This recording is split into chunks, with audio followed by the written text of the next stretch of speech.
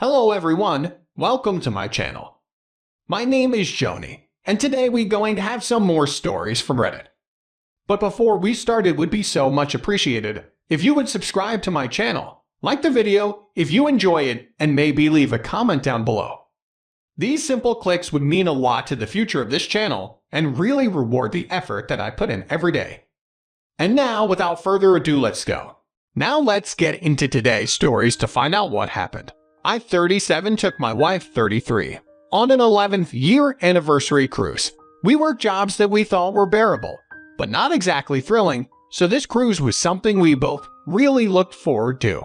I wanted us to meet other people and socialize, because why not? I wasn't sure we'd be lucky enough to meet long-term friends, but at least people to chat with. Wouldn't even know it, on the first night, we met a really nice couple. The wife's name was Susie. After talking and gabbing away for a while by the bar, the four of us agreed to meet the next day as well. By the pool, the husband admits he's looking for a couple to swing with. Susie is shocked he actually brought it up, and clearly doesn't agree with it. She looks sad that he wants to do such a thing. I agree with her, and tell them we aren't looking to compromise our relationship. He plays it off, saying it's not like that, but I disagreed. Susie was relieved, but my wife actually looked disappointed. I made a mental note to quiz her about it sometime. Susie and her husband started talking about all the adventures went on together. My wife looked envious and continued staring at Susie's husband. I didn't know at the time, but she got his number. We both dressed up nice, and she came with me to the casino. She was entertained for a while, but eventually she wandered off while I played poker. She told me she'd be right back, but she didn't come back even in an hour. I left the table and started looking for her and calling her over and over. Looking for her felt like a helpless waste of time.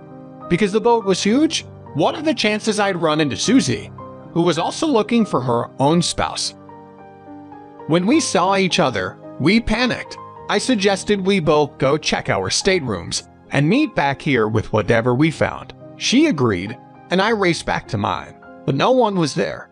When I came out, I was feeling nauseous and picturing Susie walking in on them. Two security guards passed by me just then, looking like they were on a mission. For some reason, I got hunched to follow them. They passed by where I told Susie to meet, so I waved her over.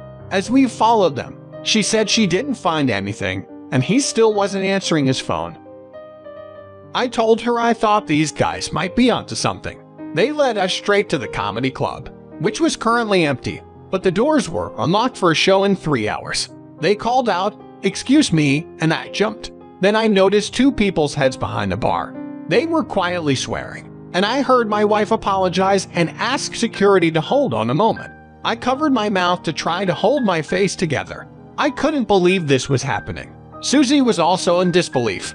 As soon as they stepped out, I could only ask my wife what the hell was happening. Susie screamed. Security just noticed we were behind them and asked if we were a couple. We clarified that we were their spouses, and they were cheating, so security left their consequences up to us. They stepped aside to let us hash it out with them, but there wasn't much to say. I just stared at my wife and shook my head. I kept asking why she did this, but she just chalked it up to temptation she couldn't refuse. It hurt. I told her she wasted 11 years of our lives, but she said she didn't see it as a waste. I told her she was downplaying what she did.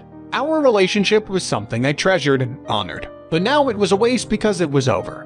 I would have to start with someone new, someone I'd have to learn how to trust after she broke me. She started crying, but her wailing of regret didn't start until I told security that I voted for option C, which was to have her forced off the cruise ship, and whatever port was next, it would be up to her to find a way home. And without me, she was going to be scared and uncomfortable. Susie bravely agreed with me, signing up her cheating spouse for the same fate.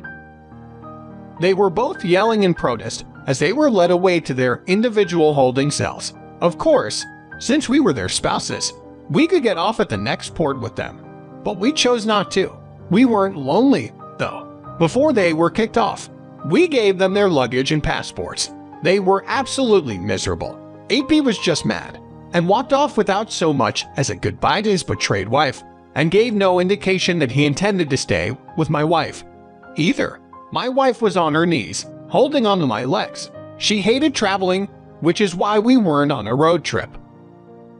Now she had to figure out how to get back, which could include a plane flight, her worst phobia. She got home a month after me. She had sunburn and said she had to do questionable things to get back. Now she owes her uncle $400 as well. I said she was welcome to get her pile of belongings out of my yard. I pulled off a tarp, covering all her things that I pulled out of the house. I told her she was lucky I didn't sell at all. She couldn't believe I still went through with the divorce. So I told her this was her reality check. She was not expecting to lose me on our 11th wedding anniversary. But maybe that's because she didn't think through what might happen and what she might deserve. Now let's get into today's second story. My wife went out with her 3 best friends for her 25th birthday. We were married for 2 years, together for 4. Everything about our relationship was amazing. Our chemistry and care for each other seemed like it would last forever. I trusted her to go to the concert without me, because it was her friend's treat, and I didn't want to impose. It was a heavy metal band, and they did not anticipate the shocking event that would occur. As soon as the music began, and the group was about to come out, the crowd made a mad stampede for the stage. Rows 1-5 were jumped over, and people were climbed over. My wife was separated from her friends involuntarily, like being caught in a wave. When it got to where there couldn't fit any more people, my wife was at risk of being seriously injured. One strong security guy just happened to be right beside her, noticed her struggle, and succeeded in pulling her over the rib-high fence. They both continued helping people escape the pressure until 10 entire minutes after that, when the fence fell. There were severe injuries, so the concert was canceled. I saw a broadcast about it on the news and tried calling my wife over and over, but she wouldn't answer. I was starting to assume the worst and called one of her friends. This girl was upset, but not hurt, and said they got separated. She hadn't seen her, which I didn't take for a good sign. By the time the concert would have normally been over, my wife walked in the door. She was happy and calm. Sensing this unexpected demeanor, I let her emotion take the lead in our conversation. She started by greeting me happily. She said she had a great time, and she appreciates me for trusting her to go out with her friends. I felt the hair stand up on my neck. She was thanking me for trusting her. But she was pretending the concert happened, and she loved it. I was speechless. I said she was welcome, and she only ever proved to me that she deserved my trust and love. She just smiled faintly and yawned. I was super uncertain about how to behave in front of her. I was glad she was alive, but now I suspected her of cheating on me and thinking she could get away with it. After she went to bed, I tried to check her phone, but it was locked down and sealed tight. No message previews or anything. I decided I needed to confront her. So I woke her up, hoping her grogginess and panic would help me catch her in her lies. I told her I knew what happened and that there was no concert because of the overly aggressive crowd. I followed that up by quickly demanding she tell me where she was all that time I tried calling her. She said, a lot, and at first, just admitted a man helped her to safety. She elaborated on how much he saved her life, and then said they just hung out afterwards. I told her I wasn't an idiot, and asked if he expected something extra special in exchange for saving her life. I saw her wheels turning, and after a moment, she worked up some fake tears, and said he took advantage of her. I immediately said if that was true, she needed to give me her unlocked phone so I could search it, and then call the police on AP. She turned red and said no. She said I didn't need to go that far. I asked, and pretend shock why I shouldn't, if AP just did what she said. She reluctantly gave me her phone unlocked. I was staring at her, so she didn't try to look at her newest message. I could tell she was holding her breath as I read. It was from someone programmed as Maddie, but based on the context, I could tell for sure that Maddie was a man, and my wife was a willing participant in what they did just a few hours earlier.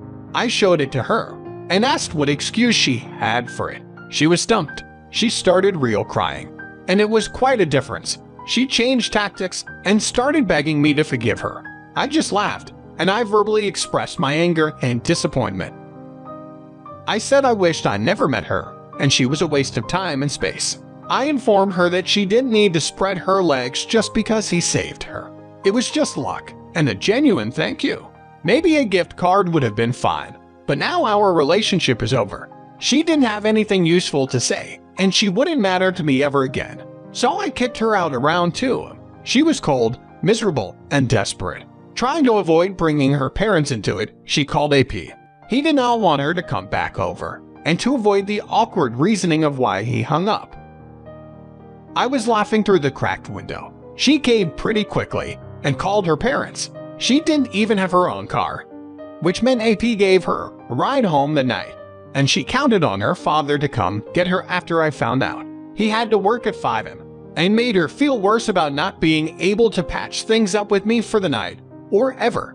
Little did he know she was about to become his dependent again for the next 2 years. I don't know what happened after that, but I was lucky to find a respectable woman that hasn't failed me yet. I'm thankful I did spend more time with my ex before this happened.